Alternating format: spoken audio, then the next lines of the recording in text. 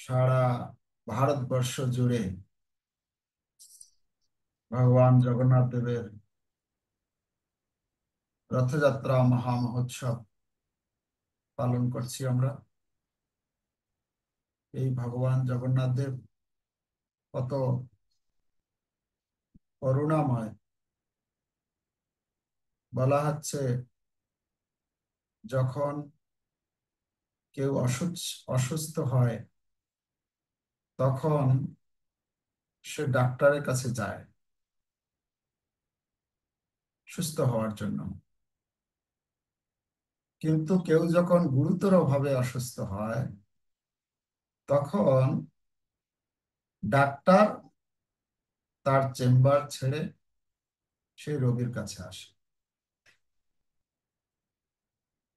তো বর্তমানে আমরা এই কলিযুগের বদ্ধজীব, আমরা হচ্ছি এতটাই র- মানে রুগ্ন হয়ে পড়েছি, ভবরোগী আমরা। আমাদের এতটাই অসুস্থ যে ডাক্তারের কাছে পর্যন্ত যেতে অসমর্থ। তাই ডাক্তার ভগবান তার চেম্বার যে তার যে মন্দির, সেই মন্দির ছেড়ে তিনি আমাদের মতো ভবরোগীদেরকে চিকিৎসা করার জন্য রাস্তায় বেরিয়ে পড়েছেন। এটি হচ্ছে রথযাত্রা, একটা ভগবানের যে কত করুণা আমাদের প্রতি। আমরা মন্দিরে যাই, মন্দিরে গিয়ে ভগবানকে বলি, হে ভগবান, আপনি আমার এই দুঃখ দূর করে দিন, এই কষ্ট আমার দূর করে দিন ইত্যাদি ভগবানের কাছে প্রার্থনা স্তব স্তুতি করি। কিন্তু সেই ভগবান, যেহেতু মন্দিরে যেতে পারি না যারা, আমরা অনেকে আছেন যে ভগবানের সঙ্গে কোনো তার আহ তারা মনেই করে না যে ভগবানের কাছে যাওয়া প্রয়োজন, মানে এতটাই রোগী যে তার যে মেডিসিন খেলে সুস্থ হবে, সে যে ট্রিটমেন্ট করলে যে সুস্থ হবে, অতটুকু জ্ঞানও হারিয়ে ফেলেছে। তো তাদের জন্য ভগবান কি করছেন, তার হ্যাঁ চেম্বার, তার যে মন্দির, সেই রত্ন বেদী, রত্ন সিংহাসন ছেড়ে তিনি বেরিয়ে আসছেন এই পথে আমাদের মতো ভবরোগীদেরকে উদ্ধার করার জন্য। তো রথযাত্রা এই ভগবান জগন্নাথ দেবের ব্যাপারে যদি আমরা দেখি, আমি যতটুকু উপলব্ধি করেছি, পাঁচটা হচ্ছে মুখ্য আহ, বিষয় ভগবান জগন্নাথ দেবের। প্রথম হচ্ছে ভগবানের রথযাত্রা। যদি আমরা দেখি, ভগবান রথযাত্রা তিনি নিজে তার করুণা বিতরণ করার জন্য তার রত্ন সিংহাসন ছেড়ে বাইরে বেরিয়ে আসেন। দ্বিতীয় হচ্ছে ভগবানের যে ভগবানকে যখন আমরা দেখি তখন কি দেখি, জগন্নাথকে যখন দেখি তখন কি দেখা যায়? প্রথম আমরা যদি দেখি, তার বড় বড় চোখ দেখতে পাই, তাই না? ভগবানের সামনে যখন যাই জগন্নাথ, কি দেখি, কি দেখে জগন্নাথকে চিনি? বড় বড় চোখ। আর সেই বড় বড় চোখ, সেই বড় বড় চোখে কি আছে? করুণার, হ্যাঁ, করুণায় ভরা। বলা হচ্ছে আমাদের ভেতরে যখন কখনো করুণার উদ্রেক হয়, তো তখন বলা হচ্ছে চোখের এক কর্নারে, সেখানে লাল আভা দেখা দেয়। লাল আভাটা হচ্ছে, সেটা হচ্ছে লাল যে অংশটা, এটা হচ্ছে করুণার একটা প্রকাশ। তো সেখান থেকে কখনো কখনো সেই করুণায় অশ্রু ঝরে পড়ে। কিন্তু ভগবান জগন্নাথ দেবের করুণা কতটা! ভগবান জগন্নাথ দেবের যে চোখ রয়েছে, এই চোখে প্রথম মাঝখানে আছে কালো অংশ, ঠিক আছে? তার চতুর্দিকে সাদা। সবাই জগন্নাথ দেবকে দর্শন করেছেন, মনে রেখেছেন কিনা? আর সাদার চতুর্দিকে রয়েছে কি? লাল। এই যে লাল, কতটুকু লাল, আমাদের একটু একটু লাল থাকলে সেটাকে আমরা মনে করি যে সেটা হচ্ছে সেটা করুণা। ভগবানের এতটা করুণা যেন পুরো চোখের চতুর্দিকে পুরো ভরা এই করুণায়। আর ভগবানের চোখ হচ্ছে বড় বড়, চকা, উড়িয়াতে বলা হয় চকা আখি সবু দেখুছি। মানে চোখা চোখা মানে হচ্ছে বড় বড়, বড় বড় চোখে তিনি সবাইকে দর্শন করছেন। আমরা যখন ভগবানকে দর্শন করি, সেই দর্শনটা কতটা গুরুত্বপূর্ণ। কিন্তু ভগবান যখন আমাদেরকে দেখেন, সেটা হচ্ছে সেই তার দৃষ্টিপাত যখন আমাদের উপরে পড়ে, তা আমাদের কল্যাণ, আমাদের মঙ্গল হয় তখন। তো এই জন্য ভগবানের বড় বড় চোখ। ভগবান চান তার প্রত্যেকটি জীবকে, যে সামনে আসবে তাকে তিনি দেখবেন, কেউ যেন একজনও বাদ না যায়। আচ্ছা, বাদ না যায় তার কি একটা, আমরা যদি দেখি ভগবানের চোখে কি আছে, আমাদের চোখ কিরকম আছে, আমাদের চোখে পলক আছে। আমাদের নিমেষ মানে কি বলে, চোখ বন্ধ হয়, মাঝে মাঝেই বন্ধ হচ্ছে, হচ্ছে কি না? কিন্তু ভগবানের চোখে কোনো কোনো পলক নেই। মানে তিনি চোখ বন্ধ করেন না। চোখ বন্ধ করেন না এই জন্য যে আমি যদি সেই চোখের পলক পড়ে ওই সময় যদি কোনো ভক্ত পার হয়ে চলে যায়, সে কৃপা থেকে বঞ্চিত হয়ে যাবে। তো এই জন্য পলক হাঁটিয়ে দিয়েছেন ভগবান। যেমন বৃন্দাবনে দেখি আমরা গোপীরা বলছেন, হ্যাঁ, গোপীরা ব্রহ্মাকে গালি দিচ্ছেন যে এই ব্রহ্মা কত মূর্খ সৃষ্টিকর্তা। কেন? কৃষ্ণ হচ্ছে এত সুন্দর রূপ, আর সেই রূপকে দর্শন করার জন্য মাত্র দুইটা চোখ দিয়েছে আমাদের। এই দুইটা যে চোখ দিয়েছে, দুইটা চোখের মধ্যে আবার কি দিয়েছে? পলক দিয়েছে, যেটা কি বারবার বন্ধ করে দিচ্ছে, মানে এই দর্শনে বাধা দিচ্ছে। তো ভগবান জগন্নাথ ওই চোখের পলকে এই জন্য রাখেননি সব সময়। আর ভগবান জগন্নাথ কখনো ঘুমায় না। ভগবান যখন মহারাজ ইন্দ্রদ্যুম্ন মহারাজকে যখন বরদান দিতে চাইলেন, ইন্দ্রদ্যুম্ন মহারাজ বরদান চাইলেন তিনটে বরদান। কি কি? একটা হচ্ছে আমার কোনো সন্তান যাতে না হয়, দ্বিতীয়ত আপনি সব সময় দর্শন দেবেন, মাত্র 3 ঘন্টা ঘুমাবেন, তৃতীয় হচ্ছে যে আপনি সব সময় ভোগ গ্রহণ করবেন। আপনি ভোগ গ্রহণ করবেন, হাত ধুবেন, হাত শুকানোর আগে আবার গ্রহণ করবেন, মানে সব সময় আপনি খেতে থাকবেন। তো এই সব সময় যে দর্শন দেবেন, এটা 3 ঘন্টা ঘুমাবেন। আমরা যদি যাই জগন্নাথ মন্দিরে, ভগবানের মন্দির সব সময় দেখবেন আপনি দর্শন পাবেন। সকালে যান, দুপুরে যান, রাত্রে যান, রাত 12টায় যান, 1টায় যান, দেখবেন ভগবান দর্শন দিচ্ছেন। হ্যাঁ। আর ভগবান মাত্র 3 ঘন্টা যে আমাদের জন্য বন্ধ থাকে মন্দির, সেই 3 ঘন্টা সময়ে তিনি কি করেন? দেবতাদের সঙ্গে, দেবতারা এসে তার পূজা অর্চনা করে। দেবতারা যে বিভিন্ন ডিপার্টমেন্টে তারা যে সেবা কার্য করছে, সেই রিপোর্ট ভগবানকে দেন।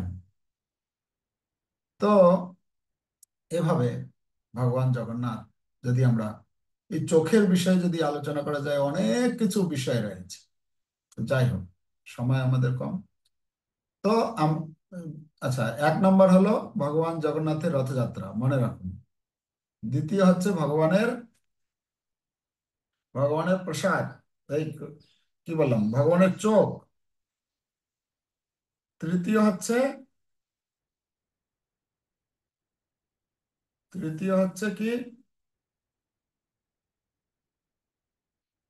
ভগবানের মহাপ্রসাদ। ঠিক আছে, তৃতীয় হচ্ছে ভগবানের মহাপ্রসাদ। চতুর্থ হচ্ছে ভগবানের সেবা। আর পঞ্চমত হচ্ছে ভগবানের লীলা। ঠিক আছে, পাঁচটা বিষয়ের উপরে আলোচনা করছি। প্রথম আমরা রথযাত্রা সম্বন্ধে আলোচনা করলাম। রথযাত্রা বৈশিষ্ট্য: ভগবান সমস্ত জগৎ জীবকে কৃপা করার জন্য তিনি আসেন, বাইরে আসেন তার নিজ মন্দির ছেড়ে। মন্দিরে সবাই প্রবেশ করতে পারে না, প্রবেশ অধিকার নেই, কিন্তু ভগবান চিন্তা করলেন যারা মন্দিরে প্রবেশ করতে পারছে না তারা কিভাবে কৃপা লাভ করবে। তাই ভগবান নিজেই তিনি বেরিয়ে আসলেন। আচ্ছা, চোখ সম্বন্ধে আমরা আলোচনা করলাম। এবারে মহাপ্রসাদ। ভগবানের মহাপ্রসাদ, জগন্নাথের উৎসব মানে হচ্ছে প্রসাদ। অন্যান্য ভগবানের যে উৎসব আদি আমরা পালন করি সেখানে দেখবেন কিন্তু একটা উপবাসের ব্যাপার থাকে। জন্মাষ্টমী, হ্যাঁ, রামনবমী, গৌর পূর্ণিমা, নরসিংহ চতুর্দশী, তো দুপুর পর্যন্ত, কখনো বা সন্ধ্যা পর্যন্ত, কখনো বা সারাদিন, কখনো রাত 1টা পর্যন্ত, হ্যাঁ, উপবাসের ব্যাপার থাকে। জগন্নাথের উৎসবে কিন্তু এরকম ব্যাপার নেই। জগন্নাথের উৎসব মানে হচ্ছে শুধু খাওয়া, হ্যাঁ, আবা মানে প্রসাদের মার্কেট, আনন্দ বাজার, পুরো খাওয়ার খাও। খাওয়ার মাধ্যমে ভগবান জগন্নাথ চিন্তা করলেন এই কি করে এদেরকে কৃপা করা যায়। তো মহাপ্রভু এসেছেন, মহাপ্রভু এসে তিনি হরিনাম সংকীর্তন দিয়েছেন, খুব সহজ পদ্ধতি। তারপরেও আমাদের মতো যারা ভক্ত ওই জপ করতে করতেই আবার ঘুমিয়ে পড়ি। ভগবান চিন্তা করলেন যে কি করা যায় এদের জন্য, কি এদের উদ্ধারের আর কি উপায় আছে। তখন জগন্নাথ দেব কি করলেন, তার প্রসাদকে পুরো অ্যাভেলেবেল করে দিলেন। প্রসাদ খেতে খেতে কেউ ঘুমাবে না, তাই না? তো প্রসাদ খাওয়ার মাধ্যমে তারা এই কৃপা লাভ করতে পারবেন। আর হচ্ছে এই প্রসাদ কিভাবে এলো। আমরা জানি এক সময় ভগবান বৈকুণ্ঠে রয়েছেন, আহ নারদ মুনি গিয়েছেন ভগবানের প্রসাদ পাবেন বলে, উচ্ছিষ্ট প্রসাদ। নারদ মুনি গিয়েছেন, নারদ মুনি গিয়ে কাজ করে কর। নারদ মুনি গিয়ে কি করেছেন, লক্ষ্মী মাতার সেবা করছেন। অনেক সুন্দরভাবে সেবা করেছেন। সেবা করার পর কি হয়েছে, লক্ষ্মী দেবী খুব খুশি হয়েছেন, সন্তুষ্ট হয়েছেন। সন্তুষ্ট হয়ে নারদ মুনিকে বলছেন, বেটা বলো তুমি কি বর চাও।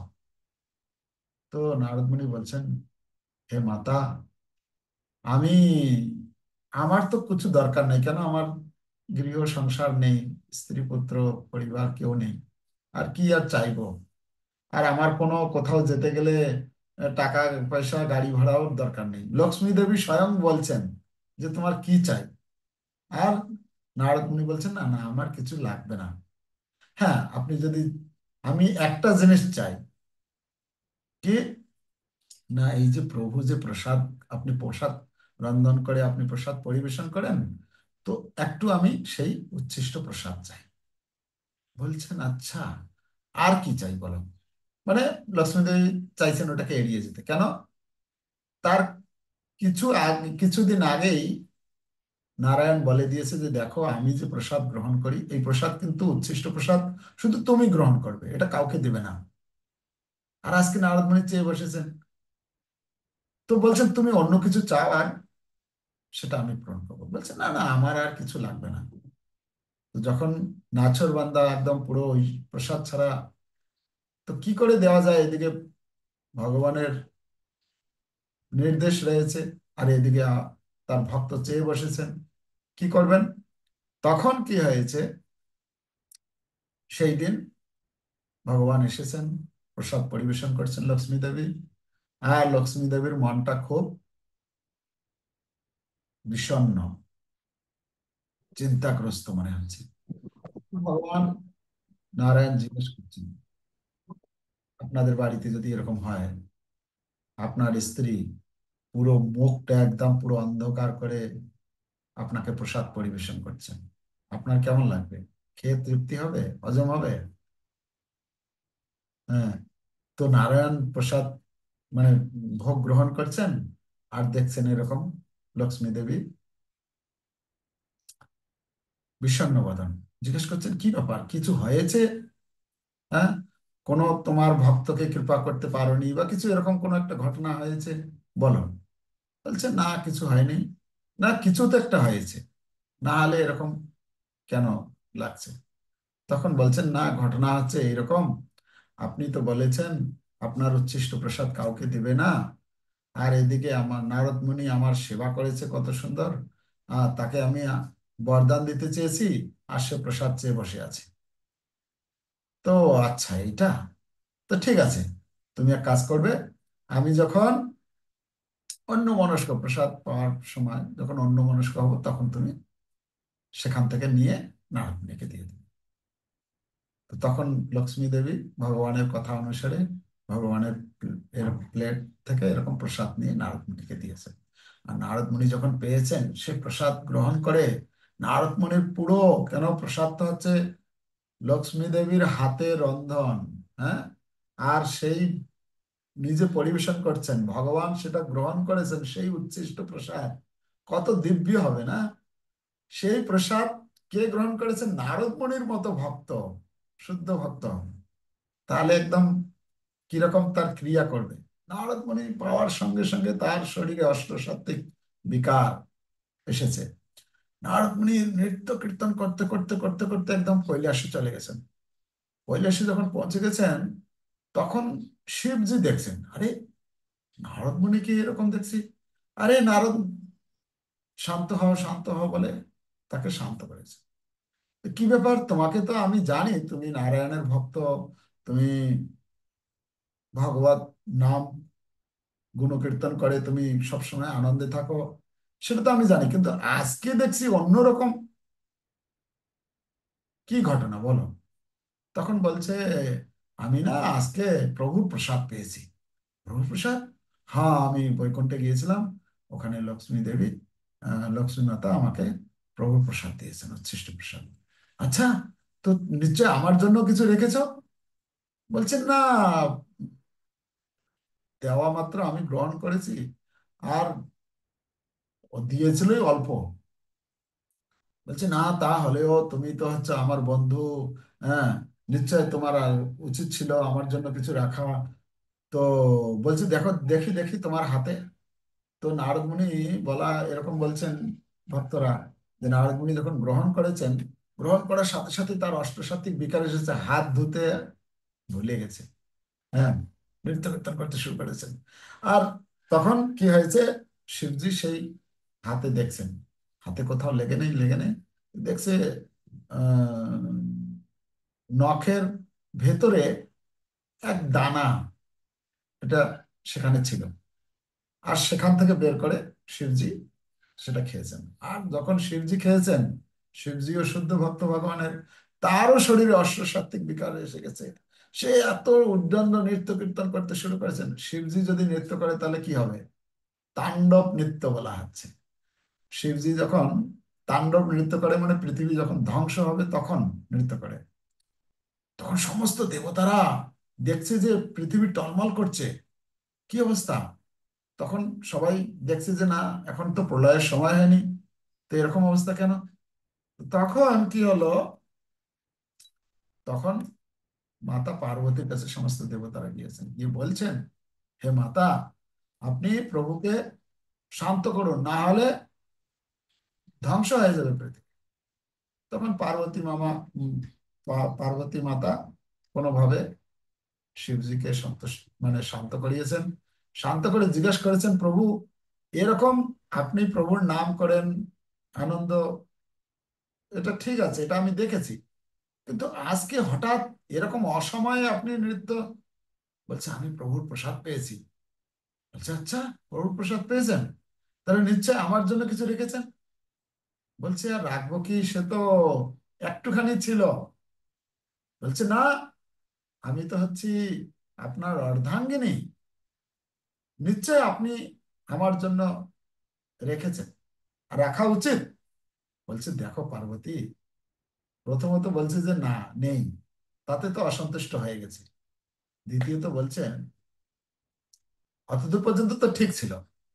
তখন তারপরে বলছেন শিবজি, দেখো, প্রভুর প্রসাদ পেতে গেলে ভাগ্যেরও ব্যাপার থাকতে হয়। এটা পুণ্য যদি না থাকে, সে কেউ পায় না। হ্যাঁ, হয়তো তোমার এখনো সেটা, সেই সৌভাগ্য হয়নি। আর যখন এরকম বলেছেন, পার্বতী মাতা তো একদম পুরো দুর্গা দেবী একদম, হ্যাঁ, আমার যোগ্যতা নেই সেই প্রসাদ পাওয়া? হ্যাঁ, আপনি যেভাবে তপস্যা করেন, আপনি যা করেন, আমি সবসময় আমিও করি। আপনার যোগ্যতা হয়ে গেল, আর আমার যোগ্যতা না হলো না? একদম পুরো রোষা নলে, হ্যাঁ, পুরো ক্রোধান্বিত হয়ে পড়েছেন। হ্যাঁ, তখন সেই যে ক্রোধানল বলা হচ্ছে, পুরো ত্রিজগতে ছড়িয়ে পড়েছে। সমস্ত দেবতারা হাহাকার, এই কি হবে এখন তাহলে? তখন সবাই গিয়ে ভগবানের কাছে প্রার্থনা করেছেন, হে ভগবান, এই পার্বতী মাতাকে সন্তুষ্ট মানে শান্ত করার মতো এই জগতে আর কেউ নেই। একজনই ছিলেন, কে? শিবজি। তার সঙ্গেই তো ঘটনাটা ঘটেছে, এখন তাহলে কে শান্ত করবে, কে? তো প্লিজ আপনি আসুন, কিছু একটা করুন। তো ভগবান তখন এসেছেন। ভগবান এসে দুর্গা দেবীকে বলছেন, হে দেবী, কি অসুবিধা কি হয়েছে, বা আপনার এই রোষানলের কারণ কি? তো তখন বলছে, তখন ঘটনা বলেছে, এইরকম আমার পতিদেব আপনার প্রসাদ পেয়েছে, সে একাই একাই পেয়ে নিয়েছে। আমার জন্য, আমি হচ্ছি অর্ধাঙ্গিনী, যা কিছু করবে তার অর্ধেক আমার অধিকার আছে। হ্যাঁ, আর আমার নাকি সেই যোগ্যতা নেই। তো ভগবান তখন চিন্তা করলেন, পার্বতীকে সন্তুষ্ট করতে গেলে কি করতে হবে? যা চায় এখন তাই। আচ্ছা ঠিক আছে, শিবজি দেয়নি, তো বলো, তুমি প্রসাদ চাই তো? বলছে, হ্যাঁ, আমি আপনার প্রসাদ চাই। বলছে, ঠিক আছে, দেওয়া যাবে না, শুধু আমাকে দিলে হবে না, আমার সন্তানদেরকেও দিতে হবে। বলছে, ঠিক আছে, ঠিক আছে। তো ভগবান মনে করেছিলেন যে তার সন্তান মানে গণেশ, কার্তিক, ঠিক আছে, এক প্লেট দিতাম, তাহলে 4 প্লেট, তার দু- দু- 4টে প্লেট দেবো, হয়ে যাবে। বলছে, না না, শুধু অতটুকু দিলে হবে না, আমার এই জগতে যত জীব রয়েছে তারা হচ্ছে সকলেই আমার সন্তান। হ্যাঁ, দুর্গা মাতার সন্তান আমরা সকলেই। তো দুর্গা মাতা বলছেন, সকলেই আমার সন্তান, তো সকলের জন্য প্রসাদ দিতে হবে। তো ভগবান তো এখন যাই হোক, সন্তুষ্ট করতে হবে, তাকে শান্ত করতে হবে। বলছে, তথাস্তু, তাই হবে। তো তবে এখন হবে না, যখন কলিযুগ, কলিযুগ আসবে, যখন আমি ভগবান নীলাচল পুরী ধামে, যখন জগন্নাথ, বলদেব, সুভদ্রা, সুদর্শন, এই চতুর্ধা মূর্তিতে আমি প্রকট হব, সেই সময়ে আমি তোমার এই মনোবাঞ্ছা পূর্ণ করব। আর তুমি যেহেতু তো আমার প্রসাদ, আমি যে ভোগ গ্রহণ করব, সেই প্রসাদ হবে, সেটা আগে তোমার কাছে যাবে। হ্যাঁ, তো আর তুমি আমার কাছে থাকবে। আর শিবজি যেহেতু তোমার সঙ্গে এরকম মানে দ্বৈত মানে কি বলে, এরকম ব্যবহার করেছে, তো সেজন্য কি করা হবে, শিবজিকে দূরে, সে দূরে থাকবে, আর তুমি আমার কাছে থাকবে। তো এখনো আমরা যদি মন্দিরে যাই, ভগবান শিব, ভগবান জগন্নাথের ঠিক পিছনেই হচ্ছে বিমলা দেবীর মন্দির, একদম পাশে কাছে। আর শিবজি যে মানে মন্দিরের যে প্রথম বাউন্ডারি আছে, সেই বাউন্ডারির বাইরে, গেট থেকে যখন আমরা ঢুকি, সেখানে কাশী বিশ্বনাথ রূপে সেখানে অবস্থান করছেন। তো একদম গেট মানে সেই বাউন্ডারির বাইরে আছে। তো এভাবে পার্বতী মাতার আশীর্বাদে, মানে দুর্গা দেবীর আশীর্বাদে, সেই প্রসাদ জগতে পুরো মানে অ্যাভেলেবেল হলো। মানে আমরা এখন ভগবান জগন্নাথ দেবের প্রসাদ পাচ্ছি। যেখানে যাবেন জগন্নাথ মন্দির মানে সেখানে প্রসাদ। এখন আমি বিভিন্ন জায়গায় যাচ্ছি, আমি ছিলাম ঝাড়খণ্ডে, সেখান থেকে আসানসোল গেলাম, আসানসোল থেকে দুর্গাপুর, দুর্গাপুর থেকে কালকে ছিলাম আমতা, ঝিকিরা। সেখান থেকে আজকে হচ্ছে উদয়নারায়ণপুর। আগামীকাল যাব এগরা। তো যেখানে যাচ্ছি সেখানে শুধু প্রসাদ আর প্রসাদ, মানে এত প্রসাদ, প্রসাদ, মানে প্রসাদ দেখলেই মনে হচ্ছে এ ভগবান, আবার সেই প্রসাদ খেতে হবে। হ্যাঁ, জোর করবে প্রসাদ খাওয়ার জন্য ভক্তরা। মানে মানে প্রসাদ খাওয়ার জন্য আমাদের আকুলতা থাকে। এখন আমার পরিস্থিতি এরকম হয়ে গেছে যে প্রসাদ আসলেই ভগবান আবার খেতে হবে। মানে এত প্রসাদ, এত প্রসাদ। তো জগন্নাথ দেবের উৎসবে এটা একটা বিশেষ যে প্রসাদ। আর এরপরে হচ্ছে জগন্নাথ দেবের প্রসাদ সম্বন্ধে অনেক লীলা রয়েছে। এমনকি দেব দেবীরা পর্যন্ত এই ভগবানের প্রসাদ গ্রহণ করার জন্য আমরা জগন্নাথপুরীতে একটা এরকম ঘটনা শুনি। ইন্দ্রদেব একবার এই প্রসাদের মহিমা শুনে, জগন্নাথের প্রসাদের মহিমা শুনে এই স্বর্গ থেকে এসেছেন। এসে স্বর্গদ্বারে সেখানে তার বাহন সেখানে রেখে ওখান থেকে হেঁটে হেঁটে গিয়েছেন জগন্নাথ পুরী মন্দিরের ভেতরে। মন্দিরের ভেতরে যখন গিয়েছেন তখন ওই আনন্দবাজারে চলে গেছেন। আনন্দবাজার গিয়ে প্রসাদ পেয়েছেন। প্রসাদ পাওয়ার পরে চলে যাচ্ছে। তখন যে প্রসাদ যে বিক্রি করে সে বলছে, আরে পয়সা দাও। বলছে পয়সা? বললেন না, আপনি যে প্রসাদ পেলেন তার টাকা দিতে হবে তো। বলছে টাকা তো আমি জানি না, আমার কাছে তো কোনো টাকা নেই। আর ইন্দ্র কোথা থেকে এসেছে? সে স্বর্গ থেকে এসেছে। সেখানকার টাকা আর এখানকার টাকা তো আলাদা হবে না। হ্যাঁ। তো বলছে আমি তো টাকা নিয়ে আসিনি। তো বলছে টাকা কি জিনিস আবার? বলছে আমার সংসার চলবে কি করে, আমি এই বিক্রি করে করি। তখন ইন্দ্রদেব মানে মন্দির থেকে বেরিয়ে যাচ্ছে আর পিছন পিছন সেই প্রসাদ যে বিক্রি করে সেও যাচ্ছে।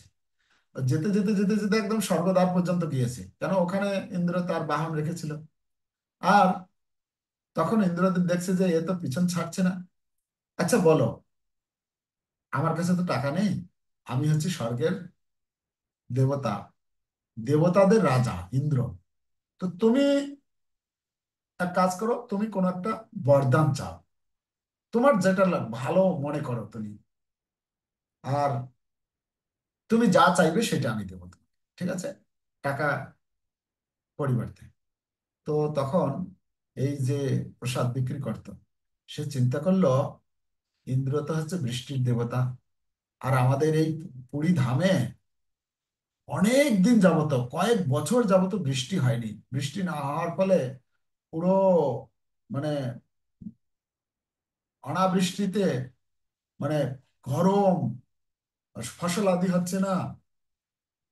তো তখন সে বলেছে তাহলে এক কাজ করুন, তাহলে বৃষ্টি আমাদের দিন। বলছে তখন ইন্দ্রদেব বলছেন ঠিক আছে, আমি তোমাকে বরদান দিচ্ছি, তুমি যেখানে যে মুহূর্তে আমার স্মরণ করবে সেখানে আমি বৃষ্টি দিয়ে দেবো, ঠিক আছে। বলছে ঠিক আছে। তারপরে ইন্দ্রদেব চলে গেছেন। আর সে ফিরে এসেছে, ফিরে এসে সে ওই মন্দিরের ভেতরে প্রসাদ আনন্দবাজারে বসে সে চিন্তা করছে, হে ইন্দ্রদেব, আপনি বৃষ্টি প্রদান করুন এখানে। তখন ওই মন্দিরের চত্বরের ভেতরে এত বৃষ্টি হচ্ছে, এত বৃষ্টি হচ্ছে, কিন্তু মন্দিরের বাইরে হচ্ছে না।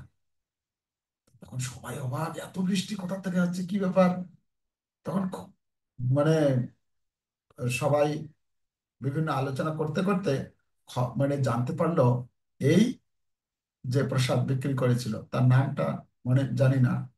তো স- সে তখন বলছে যে এরকম আমাদের এখানে প্রসাদ গ্রহণ করার জন্য ইন্দ্রদেব এসেছিল, আর ইন্দ্রদেব এসে এই আশীর্বাদ দিয়ে গেছে যে বৃষ্টির জন্য। তাই আমি ইন্দ্রদেবের স্মরণ করেছি, এখানে বৃষ্টি হচ্ছে। বলছে, তাই? বলছে তুমি তাহলে সব জায়গায় বৃষ্টির জন্য ইন্দ্রদেবকে বলো। তখন প্রচুর পরিমাণে, হ্যাঁ, সব দিকে বৃষ্টি হলো আর ফসল আদি তখন লাগাতে শুরু করলো ইত্যাদি। তো এটা হচ্ছে প্রসাদের মহিমা। তো এরকম অনেক প্রসাদের মহিমা রয়েছে। যাই হোক, আহ এর পরবর্তীতে কি ছিল, কি পয়েন্ট ছিল, কি বলছিলাম তারপরে? প্রসাদের পরে ভগবানের সেবা। সেবা। ভগবানের সেবা, ভগবান যখন মন্দিরে সেবা গ্রহণ করেন তখন তার অনেক পরিপাটি উচ্চ কুলোদ্ভূত ব্রাহ্মণেরা, শা- শাস্ত্রে নিপুণ, মন্ত্রতন্ত্রে তারা প্রবীণ, মানে বিদগ্ধ, অনেক কিছু তারা নিয়ম কানুন জানেন। তারা ভগবানের সেই শ্রীমন্দিরে সেবা পূজা করে থাকেন। অনেক কিছু নিয়ম কানুন আছে কিভাবে এই, মানে ভোগ রন্ধন থেকে শুরু করে ভোগ কিভাবে সেখান থেকে নিয়ে আসবে, কোথায় রাখবে, সেখানে মন্ত্র দিয়ে পবিত্র করবে, সেখানে ভোগ রেখে সে যে ভগবানকে যে অর্পণ করবে মন্ত্র, মানে অনেক কিছু নিয়ম কানুন সেখানে পালন করা হয়। কিন্তু মন্দিরের ভেতরে যখন ভগবান থাকেন সেখানে অনেক কিছু নিয়ম পালন করা হলেও ভগবান যখন বাইরে বেরিয়ে আসেন, এই স্নান যাত্রা থেকে শুরু করে রথযাত্রা, মানে ভগবান যতদিন পৌঁছে না যাচ্ছেন মন্দিরের ভেতরে ততদিন পর্যন্ত যে ভগবানের সেবা পূজা হয়, মানে কোনো ওই পূর্বের কোনো নিয়ম নীতি তো নেই। দ্বিতীয়ত, তারা তো ব্রাহ্মণ, তারা সেবা করতেন, কিন্তু এই রথযাত্রার সময়, এই সময় 1 মাস, 11 মাস ব্রাহ্মণরা সেবা করে থাকেন, কিন্তু 1 মাস যারা হচ্ছে এই ব্রাহ্মণও নয়, ক্ষত্রিয় নয়, বৈশ্য নয়, শূদ্র নয়, শবর জাতি বলা হচ্ছে। যারা হচ্ছে শবর জাতি মানে একদম আদিবাসী, মানে জঙ্গলে থাকে, তারা কিছু জানে না, ঠিক আছে। যারা হচ্ছে বিশ্বাবসুর বংশধর, তারা জানে না যে কোনটার পর কোনটা দিতে হয়, মানে আগে ধূপ, না আগে দীপ, না আগে পাখা, চামর, কোনো এই রকম যে ক্রম যে রয়েছে। তখন যার তারা কি করে, ভগবানকে ভালোবাসে, ভালোবেসে সেই ভাবে যেটা যখন মনে হয় সেটা করে, এরকম বলা হচ্ছে। তাদেরকে বলা হয় দ্বৈতাপতি। দ্বৈতাপতি মানে হচ্ছে, দ্বৈত শব্দের অর্থ একদিক থেকে শব্দ হচ্ছে নিজের লোক। যেরকম যখন আপনি, মানে কি বলে, নিজের লোক কখন সেবা করে, আপনি অসুস্থ হয়ে পড়েছেন, তখন কে সেবা করে? ঘরের যে একমাত্র, মানে একদম ঘনিষ্ঠ যে, সে সেবা যত্ন করে। আর যখন আপনি সুস্থ থাকেন, বাইরে ঘুরে বেড়ান, তখন বন্ধু বান্ধব ইত্যাদি আত্মীয় স্বজন তারা, তাদের সঙ্গে বেশি উঠা বসে, তাই না? তো ভগবান এই 11 মাস তিনি রাজ বেশে সব সেইভাবে তার সেবা পূজা হয়ে থাকে। কিন্তু যখন অসুস্থ হয়ে পড়ে, এই 15 দিন স্নান যাত্রার পর, সেই দ্বৈতাপতি, যা দ্বৈতাপতি, মানে দ্বৈত মানে হচ্ছে ঘনিষ্ঠ, নিজের একদম আপনজন, তারা তারা হচ্ছেন এই বিশ্বাবসু বংশধর যারা রয়েছেন। তো যারা কি একদম কোনো কোনো কি বলে, কোনো জাতি ধর্মের মধ্যে পড়ে না। তো ভগবান একই সঙ্গে তিনি উচ্চ কুলোদ্ভূত ব্রাহ্মণদের দ্বারা মন্ত্রতন্ত্রের মাধ্যমে বিভিন্ন নিয়ম কানুনের মধ্যে সেবা পূজা গ্রহণ করে থাকেন। আর একই সঙ্গে তিনি একদম যারা কিছুই জানে না, এই রথযাত্রার সময় ভগবান জগন্নাথ দেব যখন বাইরে আসেন, তখন বলা, মানে যে কেউ ভগবানের কাছে যেতে পারে। এই কয়েক বছর হলো সে বন্ধ করেছে, আগে কি হতো, জগন্নাথের রথ যখন গিয়ে যখন গুন্ডিচা মন্দিরে দাঁড়াতো, যে কেউ রথের উপর উঠে জগন্নাথ দেবকে আলিঙ্গন করত। সে ব্রাহ্মণ, ক্ষত্রিয়, বৈশ্য, শূদ্র, হিন্দু, মুসলিম, বৌদ্ধ, খ্রিস্টান, মানে কোনো ভেদাভেদ নেই। কি খায় কি না খায় কোনো বিচার নেই, সবাই গিয়ে ভগবানকে আলিঙ্গন করত। ভগবানের উদারতা, তাই না? তো ভগবান একই সঙ্গে তিনি উচ্চ কুলোদ্ভূত সে ব্রাহ্মণের দ্বারা নিয়ম নিষ্ঠা সহকারে সেবা গ্রহণ করে থাকেন। আবার একই সঙ্গে তিনি যারা একদম কিছু জানে না, তাদের কাছ থেকে তিনি সেবা গ্রহণ করে থাকেন।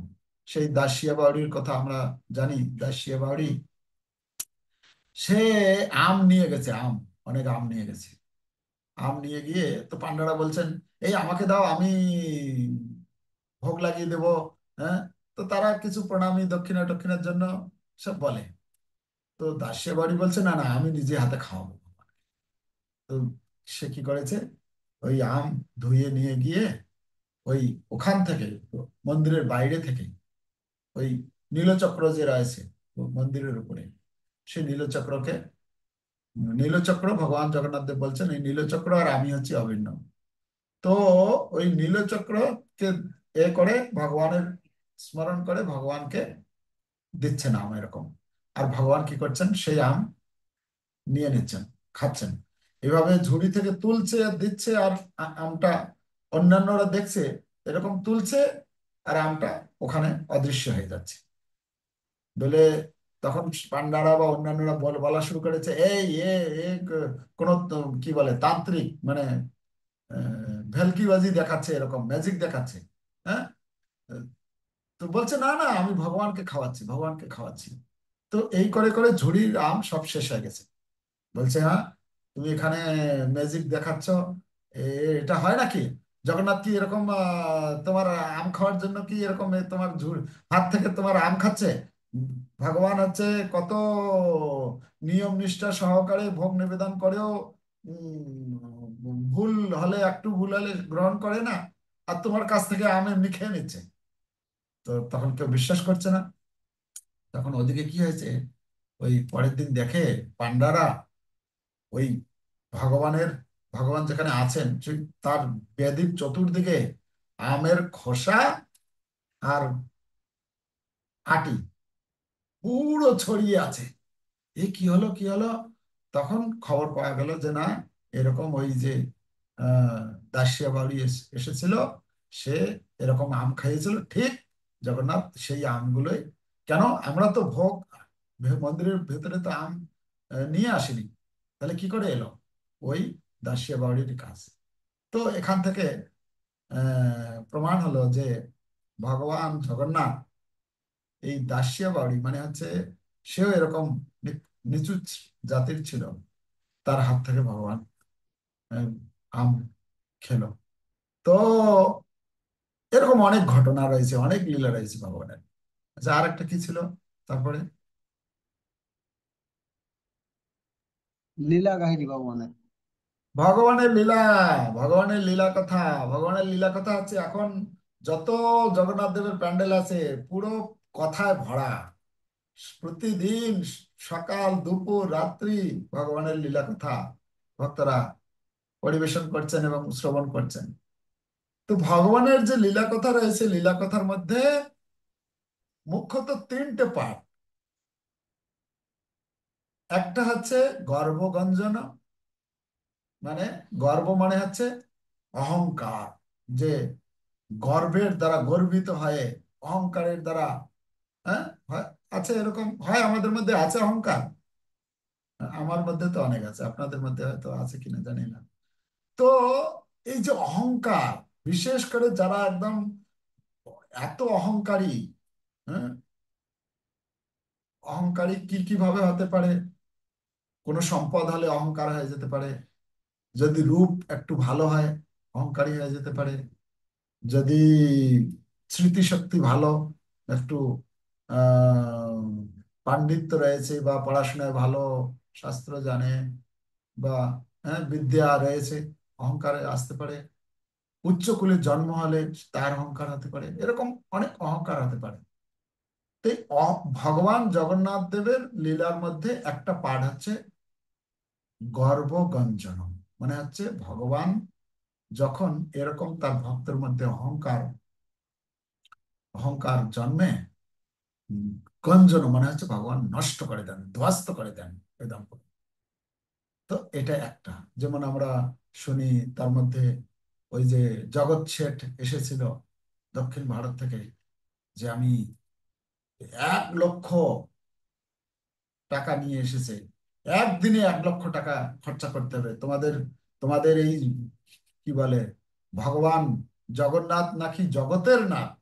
তো জগতের নাথ যদি হয়, তাহলে তার সেই রকম খাওয়া দাওয়া বা সবকিছু এরকম থাকবে, তো আমি 1 লক্ষ টাকা দেবো। 1 লক্ষ টাকা যদি একদিনে খরচা করতে পারে, তাহলে আমি বুঝতে পারবো যে তিনি হচ্ছেন জগতের নাথ। তো মানে সে খুব অহংকারী ছিল। তখন পান্ডাকে এসে বলেছেন যে এই 1 লক্ষ টাকা কালকে খরচা করতে হবে পুরো। তো তখন আজ থেকে কত কয়েকশো বছর আগের কথা। তো তখনকার দিনে তো 1 লক্ষ মানে কত বিশাল। তো তখন পূজারি চিন্তা করছে, 1 লক্ষ টাকা আমরা একদিনে কি করে খরচা করতে পারি? হ্যাঁ, ভগবানের অনেক ভোগ নিবেদন হয়, অনেক কিছু থাকে, কিন্তু 1 লক্ষ টাকা যে খরচা হবে এটা তো হয় না। তখন পূজারি হেড পান্ডা বলছে যে ঠিক আছে, আমরা ভগবান জগন্নাথ দেবকে বলবো, তিনি আপনার এই 1 লক্ষ টাকা কি গ্রহণ করতে চান, উনি যেটা বলবেন আমরা সেইভাবে ব্যবস্থা করব। তো কালকে আপনাকে জানানো হবে। তো তখন বলছে হ্যাঁ, আমি 1 লক্ষ টাকা দেবো, কিন্তু পুরো টাকা যদি খরচা না করতে পারেন তাহলে আমাকে পুরো ফেরত দিতে হবে টাকা।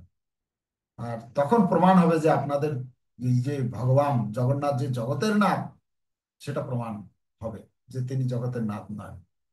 তো তখন বলছেন ঠিক আছে, ঠিক আছে, কালকে আপনি আসুন। তো তখন পরের দিন গিয়েছেন সেই আহ, জগৎ শেঠ।